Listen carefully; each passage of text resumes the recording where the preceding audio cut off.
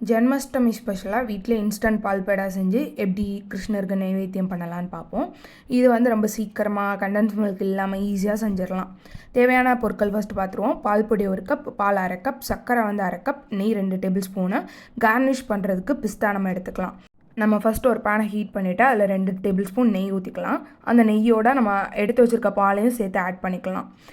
நெய்யும் பாலும் லைட்டாக கொதிச்சதுக்கப்புறம் அதில் வந்துட்டு நம்ம சர்க்கரையை ஆட் பண்ணிக்கலாம். சர்க்கரை வந்து நான் 1 கப் எடுத்திருக்கேன், பால் 2 கப் எடுத்திருக்கேன். பாலில் சர்க்கரை நல்லா கரைஞ்சதும் பால் பவுடரை நம்ம ஆட் பண்ணலாம். பால் பவுடரை வந்துட்டு ஃபுல்லாக ஒரே இதாக ஆட் பண்ணிடாமல் கொஞ்சம் கொஞ்சமாக ஆட் பண்ணலாம். மொத்தமாக ஆட் பண்ணால் லம்ப்ஸ் விழுந்துடும். ஸோ கொஞ்சம் கொஞ்சமாக ஆட் பண்ணிட்டு ஒரு 8 நிமிஷத்துக்கு வந்து நல்லா கலந்து விட்டுக்கலாம். நல்லா கலந்து விடும் போது வந்துட்டு கட்டி எதுவும் ஃபார்ம் ஆகாமல் பார்த்துக்கோங்க.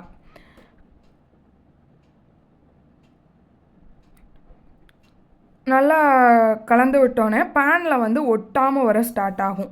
ஸோ அப்போ அந்த ஸ்டேஜில் வந்துட்டு நெய் உங்களுக்கு வேணும்னா ஆட் பண்ணிக்கோங்க. நான் ஆட் பண்ணியிருக்கேன். ஒரு டீஸ்பூன் மட்டும் நெய் ஆட் பண்ணிக்கோங்க. ஸோ ஸ்மெல் அண்ட் ஃப்ளேவர் நல்லாயிருக்கும் நம்மளுக்கு. பேனில் ஒட்டாமல் வந்ததும் அதை வந்து நம்ம தனியாக எடுத்து வச்சுக்கலாம். இந்த மாதிரி கன்சிஸ்டன்சிக்கு வரணும்.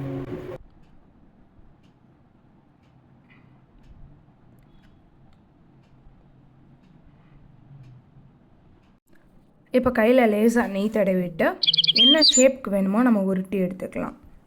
நான் வந்து ரவுண்ட் ஷேப்க்கு வந்து உருட்டி எடுத்துருக்கேன்.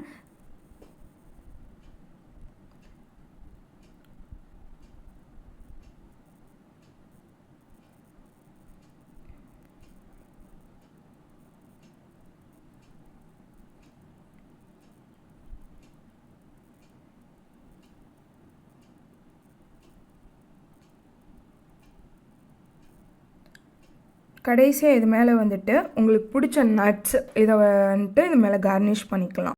நான் வந்து பிஸ்தாவும் சூரியகாந்தி விதையும் வந்துட்டு யூஸ் பண்ணியிருக்கேன். அதாவது சன்ஃப்ளவர் சீட்ஸ் வந்துட்டு நான் யூஸ் பண்ணியிருக்கேன். அவ்வளோதான். நம்மளோட பால் பேடா வந்துட்டு ஜஸ்ட் 5 மினிட்ஸில் நம்மளுக்கு வந்து ரெடி ஆயிரும். நீங்களும் செஞ்சு பார்த்துட்டு எப்படி ரெசிபி வந்ததுன்னு சொல்லிட்டு கமெண்ட் பாக்ஸில் கமெண்ட் பண்ணுங்கள்.